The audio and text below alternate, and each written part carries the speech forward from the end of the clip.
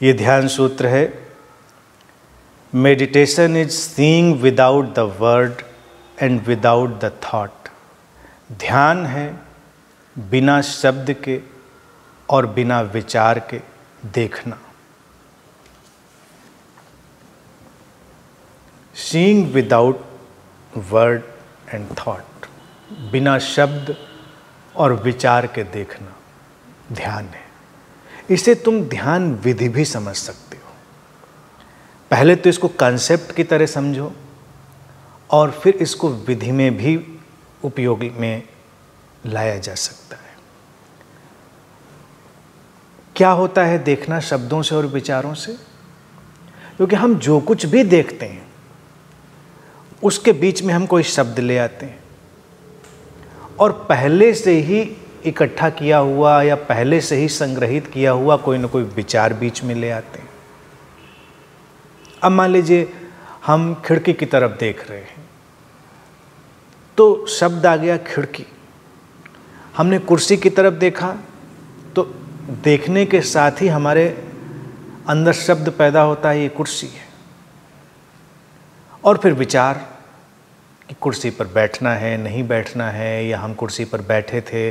और किसी भी शब्द के आते ही विचारों की एक पूरी की पूरी श्रृंखला पैदा हो जाती है।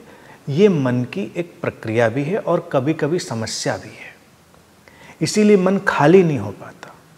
व्यक्ति कोई भी चीज़ देखता है और एक शब्द पैदा होता है और उस शब्द के साथ एक पूरा का पूरा काफिला चला आता है विचारों का। अब विचारों में उसके अनुभव हो सकते हैं जो अच्छे हो सकते हैं, बुरे हो सकते हैं, सुखद दुखद, कैसे भी अनुभव हो सकते हैं। वो सारे के सारे अनुभव उस शब्द के माध्यम से जो विचार पैदा हुआ है उसके पीछे पीछे चलते चले आते हैं। अब ये जो चीज़ है ये हमारे अंतर्मन को पूरी तरह धुंधला कर देती है और जो हम देख रहे हैं उसको स्पष्टता नहीं दे पाती। और जब स्पष्टता नहीं आती तो सारा का सारा जीवन एक अजीब से अंधेरे से भर जाता है। इसीलिए ध्यान को कहते हैं कि पूरी तरह रोशनी से भरना।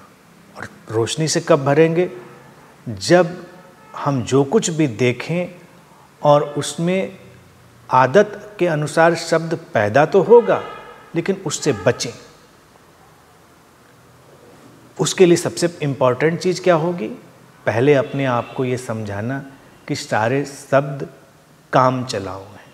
यानी कि शब्द तो हम कोई भी दे सकते थे। खिड़की को हम दरवाज़ा भी बोल सकते थे, कुर्सी को हम मेज़ भी बोल सकते थे, कुछ भी बोल सकते थे हम। अब हमने सर्व सम्मति से ये स्वीकार कर लिया कि हम इस चीज़ के लिए, इस बात के लिए इस शब्द का उपयोग करेंगे, तो वो सारे लोगों के लिए सुलभ है और उपयोग करने के लिए सारे लोगों की आज़ादी है और हम उससे कम्युनिकेशन भी कर पाते हैं। नहीं तो फिर कन्फ्यूजन हो जाए, एक ही चीज़ को कोई कुछ बोले कोई कुछ बोले तो बात ही नहीं होगी। तो ये कम्युनिकेशन के लिए, व्यवहारिक उपयोग के लिए ज़रूरी है। व्यावहारिकता के अलावा इसका कोई अस्तित्वगत उपयोग नहीं है। केवल प्रैक्टिकल यूज है लेकिन इसका एग्जिस्टेंशियल यूज नहीं है। यानी तुम कोई भी फूल देखते हो, कोई भी उदाहरण देखो, फूल का ही उदाहरण मान लीजिए लो, तो जो नाम तुम्हारे भीतर पैदा होता है यानी कि शब्द, वो फूल तो नहीं है।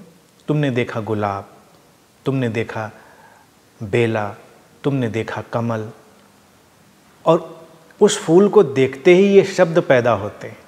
फिर शब्दों के साथ तमाम विचारों की श्रृंखलाएं। लेकिन अगर हम ठहर कर इस तथ्य को देखें, फूल तो बस फूल है, एक खिलावट है, अनूठी है,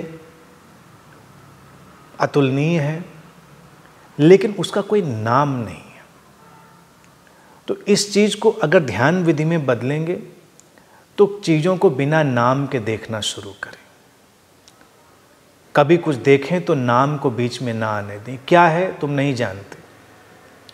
लोगों पर तो तुम इसको व्यावहारिक दृष्टि से समझते हुए अपना काम करते रह सकते हो। जैसे कि भी किसी का नाम है तो नाम भी तो काम चलाऊ है, नाम वो व्यक्ति नहीं है।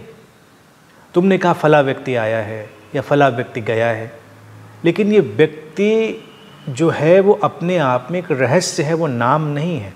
और नाम के साथ उसकी आइडेंटिटी जुड़ी है, नाम के साथ विचारों की श्रृंखलाएं हैं कि ये व्यक्ति ऐसा था वैसा था, तमाम चीज़ें हैं। लेकिन अगर हम उसको शुद्ध चैतन्य के एक्सप्रेशन की तरह, अभिव्यक्ति की तरह देखें तो ये एक अलग दुनिया है, ये ध्यानपूर्ण दुनिया है। तो कभी भी कुछ देखें और तुरंत अपने को जागरूक करें कि शब्द केवल काम चलाऊ है, ये जरूरी नहीं है। बिना शब्द के भी देखा जा सकता है। अभ्यास करोगे तो बिना शब्द के, बिना विचार के देखना शुरू हो जाएगा। तुम नदियों को, पहाड़ों को देखो, देखो बस, नाम मत दो। तुम धरती को देखो, आसमान को देखो, अभी सब शब्द ही तो हम बोल रहे हैं ना, क्योंकि काम चलाऊ शब्द हैं।